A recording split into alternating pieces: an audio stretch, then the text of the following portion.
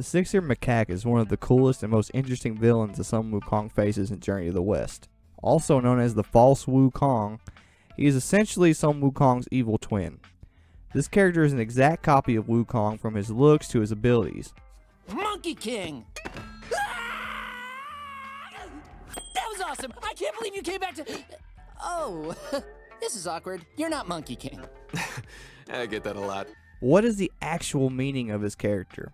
Now, first off, if anyone tries to tell you that Toriyama stopped referencing Journey to the West after Dragon Ball, I'm here to tell you that that is not true. And that's what I'm here to talk about today. The six-eared macaque is a representation of the monkey mind that Sun Wukong was attempting to conquer on his journey to enlightenment in Journey to the West. Monkey mind is a representation of a lot of things, but think of it as a representation of our selfish, animalistic, and egotistical desire to survive and thrive over others. Vegeta is a representation of this very same concept, and the six-eared macaque within the story of Dragon Ball. Are you ever going to get sick of living in my shadow? But actually, the entire Saiyan race is a representation of this concept as well.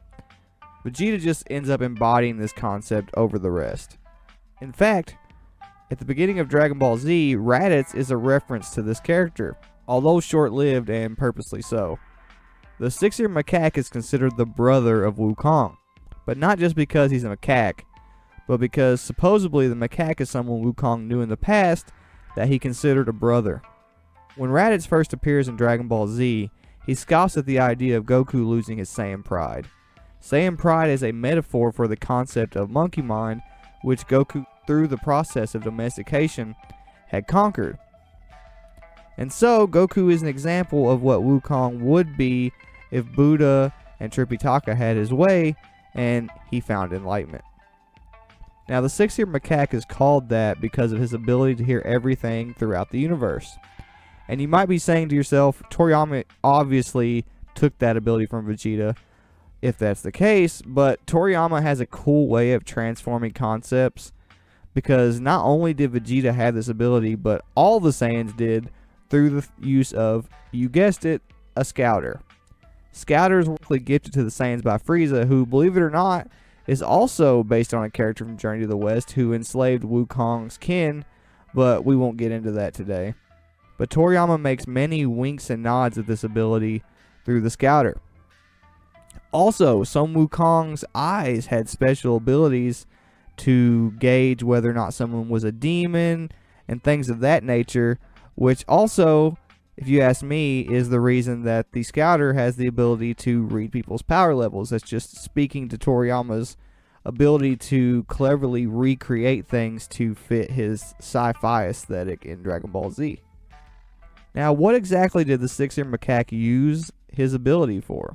Well, the first thing he used it for was to eavesdrop on the secret to immortality, which is Vegeta's intentions after eavesdropping himself in Dragon Ball Z.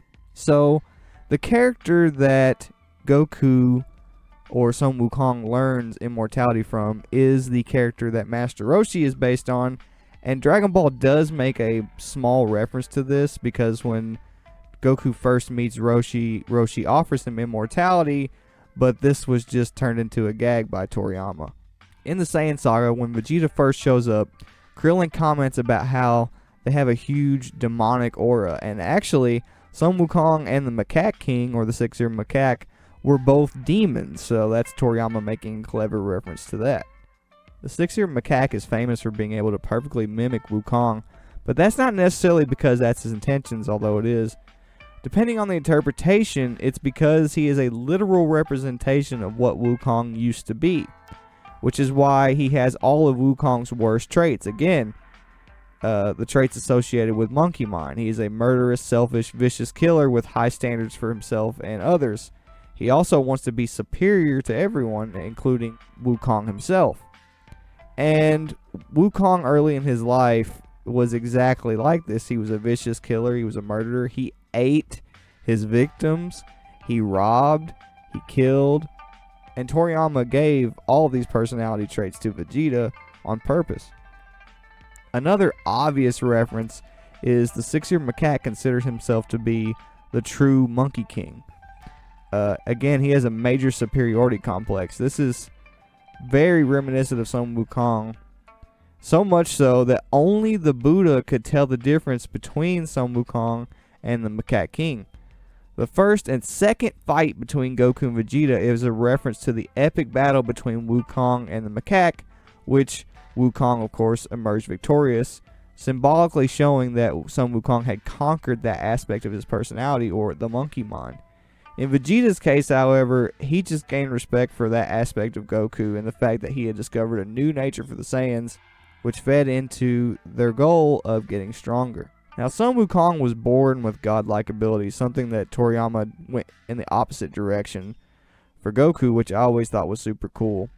But again, like, this is another parallel between early Wukong and Vegeta. Vegeta was also born with godlike abilities and was like the elite of the Saiyans. Immortality wasn't the only thing that the six-eared macaque stole from Wukong's conversation with his master. He also stole all the secrets of Taoist martial arts and things such as chi control, amongst other things, the ability to disguise himself. Everything that Sun Wukong was capable of, this character was also capable of. And he used these abilities to disguise himself as Wukong, so that way he could attempt to make the journey to the West on his own. And in the original Dragon Ball, the hunt for the Dragon Balls is associated with the journey to the West, where the end goal, of course, is enlightenment, which in reality is true immortality. So Vegeta, his hunt for the Dragon Balls on Namek is a reference to the Macaque King making the journey to the West on his own, or attempting to, or wanting to, with the end goal of enlightenment or true immortality. And Goku, his journey to the West is very reminiscent of the actual journey to the West, where Wukong goes with other people and learns the value of those people. Given the fact that all the Macaque King's abilities were stolen, he mastered them all on his own. This is an important character trait passed down to Vegeta. We see countless times Vegeta taking pride in the fact that he is a self-made martial artist, a self-made warrior. Again, the Saiyans as a whole are also a representation of Sun Wukong and his journey from being a destructive being to a enlightened one. And the Saiyans are all very egotistical. As a matter of fact, it seems to me that most of the Saiyans who were driven by their ego also had control of their Great Ape transformation, further feeding into this concept of the ego being a representation of your animalistic desire to kill and to conquer and to be above others. Which is why it's so cool that the Universe 6 Saiyans have become selfless. They fight and do everything for others. They're also a representation of the duality between Sun Wukong's character before he's developed and afterwards. And Goku and Vegeta for a very long time have been the perfect metaphor for these two things. Both of those aspects of Sun Wukong's character was necessary for the journey to the West to be completed and enlightenment to be brought to the world. And I like how Toriyama uses the concept of a god of destruction to justify the original aspects of Sun Wukong's character, which he holds dear. And I just think it's the way that Toriyama plays on the duality aspect between Vegeta and Goku is very well done. And if you are curious about, the overall start and end goal of Sun Wukong's character, Dragon Ball actually does a pretty good job giving you an idea of what the concepts are actually talking about and aiming for if you pay attention. There's, of course, a lot more to this. There's a lot more information that I could go over, but I think I'm going to call it a day. I hope you guys enjoyed the video. Don't forget to like, comment, subscribe, and I will see you guys in the next one.